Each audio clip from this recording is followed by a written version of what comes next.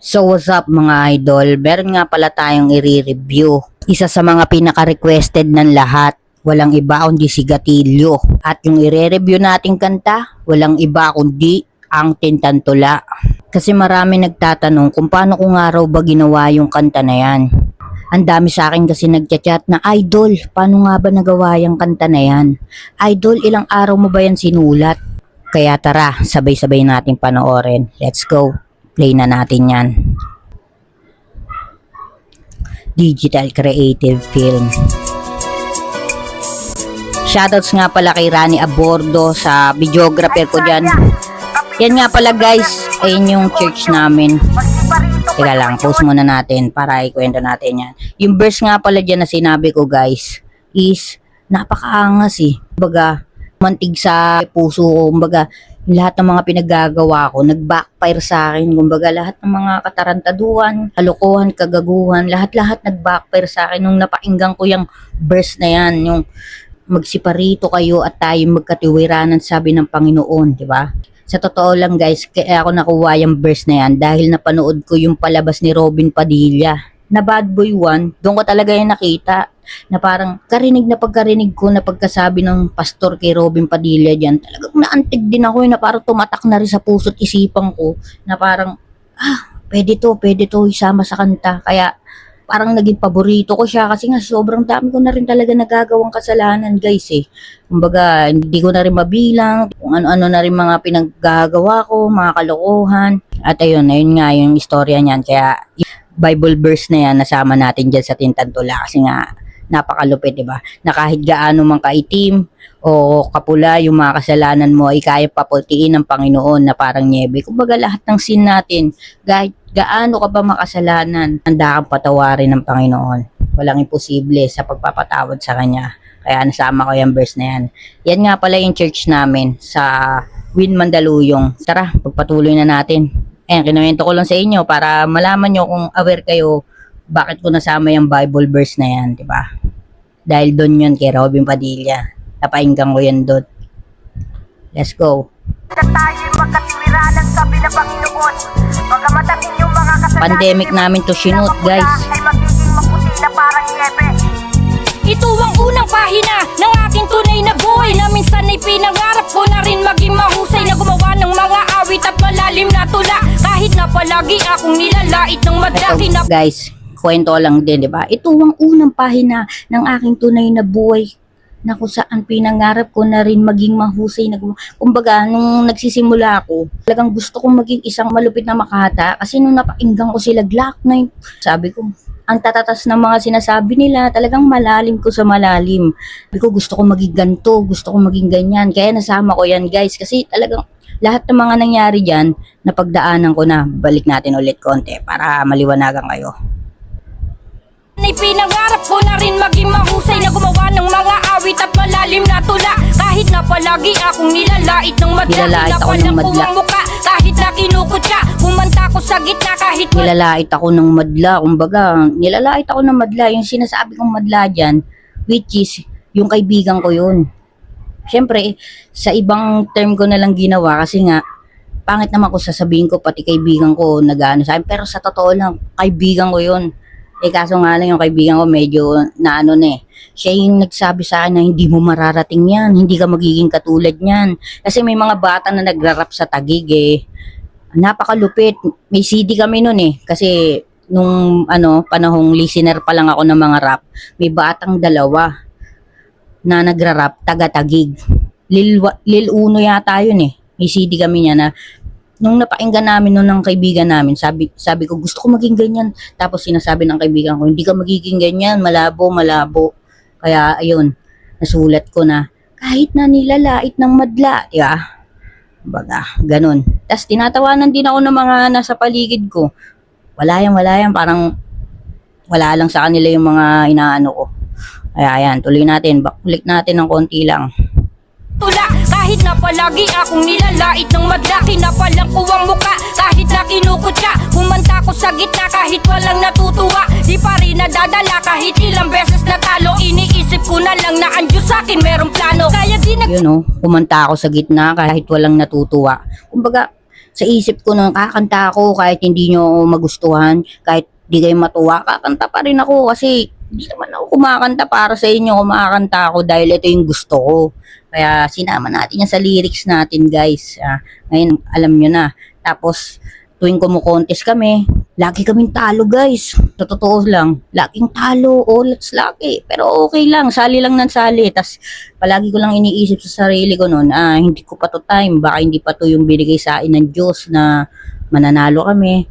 Pero one time, guys, diba? Nagbunga rin lahat, diba? Kaya tuloy natin. Apekto sige sa pag-e-ensayo kahit na wala sa tono, pinilit makabisado. Pagsampa sa entablado kahit na medyo kabado, nang bumanat na ako, nagiyawan ng mga tao. Sa wakas, nagbunga. Yun. Kumbaga, nagpa-practice ako kahit wala sa tono. Kumbaga, utal-utal. Wala na sa linya yung mga sinasabi ko. Ang lalayo na. Kumbaga, diretso pa rin ako sa pagpa-practice. Pero nung sumampa ako sa entablado, medyo nakaramdam ako ng kaba eh. Na parang, sabi ko, parang iba to sa lahat Kumbaga, yung pagsampa ko na itong kahuli-hulihan kong pagsampa sa entablado na yun, ng contest, medyo kinabahan ako. Sabi ko, hindi naman ganda yung pakiramdam ko Parang antahimik. Pero nung bumitaw ako, naghiyawan yung mga tao, guys. Doon ako napabilib sa sarili ko na sabi, nagbunga rin. May tumawag sa akin, isang tao lang, guys. Tuwan-tuwa ako, sabi ko, putya, nakikilala na ako. Kilala na yung gatilyo. Kaya, ayun, nagpatuloy ako. Dahil may naniniwala na isa. Kaya kayo magpatuloy din kayo. Let's go, tuloy natin ulit. Rin ang aking pagtsatsaga nang dahil sa pagrarap ako ay tinitingala. Gamit ang tintang tula, ako ay gumagawa ng mga awit na kinakanta ng bata't matanda. Kahit sa Kumbaga, gumagawa ako ng awit na kinakanta ng mga bata't matanda. Diba? Aminado naman tayo, guys, na yung kanta ko hindi lang pang matanda, kundi mga bata. Para sa mga bata talaga. Kasi, diba, tipong pinabalita pa nga na mga bata na nangangaroling gamit yung kanta ko. Tintantula yan. Yung tintantula, guys. Tapos kinakanta-kanta nila sa akin yan. Napaproud din ako sa sarili ko na parang, nagawa ko ba talaga to? Kasi ako yung gumawa nito, guys. Talaga napapangitan ako. Sabi ko, ang pangit na naman na nagawa ko. Pero yung iba, na-appreciate nila di ba? Na-appreciate ng mga bata, ng mga matanda, di ba? Ang sarap lang din talaga sa feeling. Tara, pagpatuloy na natin. ay maraming bumabate. At pag may mga inuman ako'y nagrarap Ayan, palagi. yung pag Nagkasako sa nagiinuman. tagig, Mariki na Paranaque, Pasig, Cavite, Tondo at pati na sa Makati. Yan laking pasasalamat ko sa Panginoon. Let's go. Ang mga dalangin ko ay kanya nang itinugon. Ang mga kanta ko sa YouTube umabot 5 milyon. Sinasabihan mabangis na para raw isang leon. Kaya lalo ginanahan Ito guys, kasi 'di ba, yung mga kanta ko umabot na ng 5 milyon. Sinasabihan mabangis na para raw 1 leon. Kasi gano'n nila ako tinatawag, ang bangis mo pre. Kasi yung kanta namin kasi Tibay, sa mga hindi nakakaalam, umabot siya ng 7.5 million sa YouTube. Kaso nga lang, pinabura ni Kuya Joe Magikero. Kung pamilyar kayo kay Joe Magikero sa pinuno ng Liriko Pamilya, napirata yung ano namin yung kanta namin noon Kaya pinatake down ni Kuya Jojo yung kanta namin na yun. And then, nawala na siya, yung views niya. Kasintibay yun sa mga hindi nakakalam, kasintibay po yung tinutukoy ko na yung mga kanta ko sa YouTube, umabot 5 milyon sinasabihan, yung sinasabihan mabangis, na para pag pumupunta ako sa ibang lugar, ang bangis mo mag-rap, kung ano-ano mga papuri na parang, tinerm ko na lang siya, sinasabihan mabangis na para sa 1 leon. Diba yung leon kasi mabangis sa kagubatan.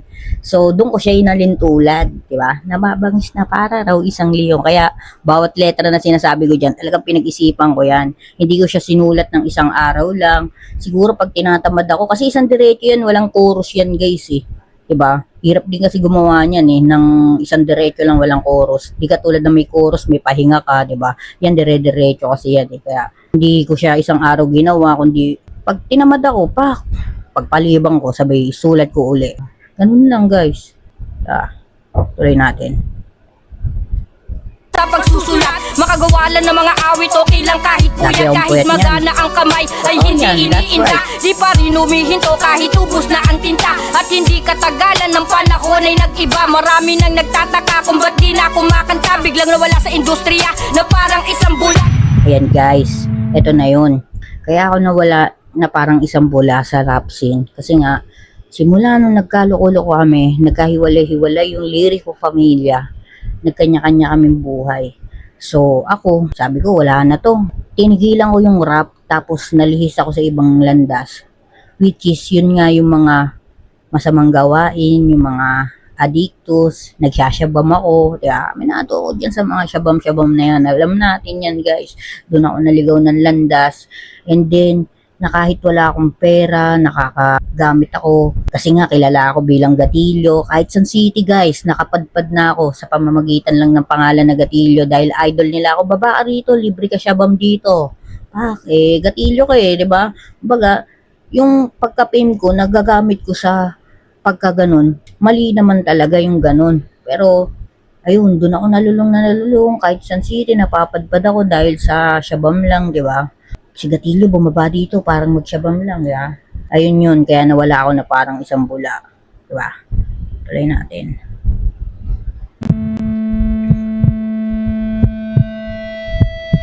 Uy pre, tagal mo naman. Daming kalaban eh. Maganda klase yan. Sige pre. Nang hihinayang yung iba, ba't di na ako gumagawa ng mga awit na inawit ng mga bata sa lansangan at bigla raw lumubog ang dati ko nakasikatan sa mga taong nanabik. Ito ang aking pagbabalik, hinila man ako pababa, ipipilitin pumanik. Maraming salamat sa aking kaibigan na sa pamilya ko na nakasuporta, sila ang nagpapalakas ng loob ko na lumaban. Maraming salamat sa kaibigan ko at sa mga pamilya ko na nakasuporta. Kumbaga yung mga kaibigan ko, pamilya ko na nakasuporta, sila yung pinaghuhugutan ko na lakas na itutuloy ko to. Kahit na anong mangyari, nawala man ako sa scene, o kahit hindi man ako makilala uli, okay lang itutuloy ko to kasi ito yung gusto ko. Kumbaga, aminado ako sa sarili ko na naligaw ako pero hindi pa to huli, di ba? Kaya sa aking pagbabalik, marami ang nasasabik, kaya yun. Lahat yan detalyado guys, kumbaga, yung pagsulat ko niya, nilagyan ko na bawat istorya yan, yung para hindi ako mawala sa pagsusulat ko sa storytelling. Nilagyan ko yan kung paano ako nagsulat ng, ito dito, na nagsimula ako dito, na parang palulong na ako, tapos ito dito, nagbabalik na ako, dito, nagbago na ako, napunta na ako sa Panginoon. Parang ganyan yun guys. Tara, tuloy natin, medyo mahaba na eh. Sa mga problema, kaya kahit hindi na kaya, pipilitin ko pa rin. Ang mga pangarap ko ay pipilitin to pa rin. Abutin, parang mga bituin sa kalangitan at hindi nasasayangin ng mga pinaghirapan. Ako man ay masugatan sa pinili kong larangan. Di ako mapipigilan sa aking mga kagustuhan dahil ang mga natutunan Sige, play natin. ay magsisilbing leksyon. Mahirap man ang sitwasyon, basta't meron inspirasyon. Ayun kaya yung pinakagusto ko dun eh.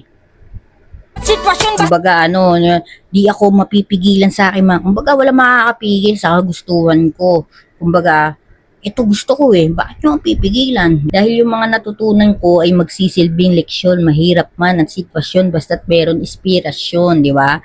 Kumbaga kahit gaano kahirap ang sitwasyon mo, basta't meron kang inspirasyon, tsaka yung mga natutunan mo, ang mga nakaraan mo, magsisilbi na lang leksyon sa'yo. Kumbaga aral na lang.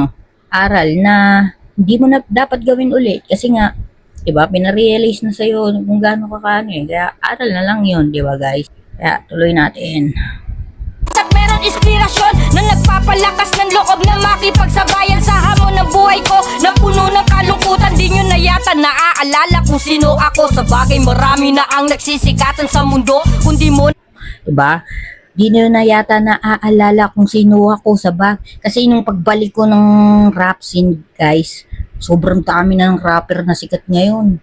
Kumbaga, XB naglabasan na lahat. Kumbaga, iba't ibang mga rapper na sikat na talaga. Na kumbaga, pag bumalik ako, parang hindi na yata ako marirecognize ng mga tao eh. Kasi syempre, dami na di ba? Nagsisikatan sa mundo. Kaya, kung di nyo natandaan, susubukan balikan. Ayun. natandaan, susubukan balikan ang mga nakaraan na hinangaan ng ilan. Randy Evangelista Badilla, o mas kilala ho siya sa community bilang si Gatillo. Pagbigas ko ng pangalan Yan, ko na sinasabi Randy at sa'yo, Gatillo. kahit yung Tingin ko bata lang sa'yo, pati natukan ng puti. Ang Gatillo na pangalan ay kumalat at umugong. minsan di mo pinasilong nung tayo'y nagkasalubong o ano. Nalaman mo na Yan, oh, dami na nagagandaan sa part na yan. Ang Gatilyo na pangalan ay kumalat at tumugong, minsan di mo pinasilong nung tayo'y nagkasalubong. Baga maraming tumalikod sa akin nung panahon na yan. Nagsisibula ulit ako. Maraming tumalikod na hindi nila ako binigyan ng chance na makabawi uli, na parang diyan ka na, wala ka na pag-asa, di ka na lang, doon ka na lang, doon na lang, magsyabam-syabam ka na lang, parang ganun. Kaya nasulat ko yan. Tara, tuloy natin. ba at naaalala yung bata na inakala mo na di makikilala? Aking binaliwan. Marami man ang talang ka, matutupad din ang pangarap dahil sa pagtsatsaga. Ilang beses na nadapa pero pinilit makabangon, at sa kahirapan ay pinipilit ko rin umahon. Pumasok ng walang Yun oh, sa kahirapan ay pinipilit ko rin umahon. Pumasok ng walang baon pero di nagre-reklamo. Totoo yan guys, pumapasok ako sa eskwelahan, walang baon, walang kain. Gaganahan ka ba ng ganun? Wala ka nang kain, wala ka pang baon. Kaya sariling diskarte pa lang din eh. Kumbaga sariling diskarte. Pag nandun ako sa eskwelahan, diskarte rin ako na pang-FT ko eh. Diba? Sa mga classmate, diba? Ganun yung gawain ko. Kaya bata pa lang ako, mahaslin na ako eh. Madiskarte na pala, hindi pala humahaslin. Madiskarte na pala nung bata pa lang. Kaya tuloy na natin. Para matapos na to, ang haba na. baon pero di nagre-reklamo. Kung nakapagtapos sana gusto maging abogado, kaso naging barumbado pati naging abusado. Hanggang sa natuto na kung tumikim ng mga bisyo. Ako'y tao lang na natukso na gusto magbago. Ang pintuan ng pag-asa ay hindi nagsasarado. Pagkat si Jesus Ayun. Pagkatao lang tayo na natukso, na gustong magbago, ang pintuan ng pag-asa ay hindi nagsasarado. Kumbaga, hindi nagsasarado ang pintuan ng pag-asa ng Panginoon. Kumbaga, nandiyan lagi si Lord para tayo saluhin sa lahat ng pagkakamali natin. Kung nararamdaman mo na nag-iisa ka, na wala ka ng pag-asa, bukas ang pinto ni Lord para sa'yo. Kaya sa mga nanonood dyan guys, patuloy lang tayo kasi may Panginoon tayo na nasasandalan at ayun ang sandata natin sa lahat ng bagay dito sa mundo kasi sobrang lala na nangyayari dito sa ating mundo eh, di ba? Kaya sumandalan tayo sa Panginoon. Kristo ang laman ng aking puso. Siya ang dahilan kung ba't hindi ako sumuko. At ngayon alam nyo na ang tunay ko na istorya. Eto na huling yugto ng kwento ni Randy Badilla. Huling yugto ng kwento ni Randy Badilla. So yun guys, hanggang dito na lang tayo. Sana may mga natutunan kayo sa mga katanungan nyo. Sana nasagot ko. Hindi ko man napaliwanag sa inyo ng maayos, pero pinilit ko naman kasi nga pag pinaliwanag ko sa inyo ng isa-isa, madetalye, sobrang haba na itong video. Kaya minix lang natin kung ano yung mga ginawa ko noon, kung paano nga ba nasulat yung Tintantula. Sa totoo lang guys, ganyan ko po siya talaga sinulat. So muli, ako nga pala si Gatilyo na nagsasabing Focus sa goal, bawal muna ang mapol. Milyones ang aming hangad habang napapa-stroll.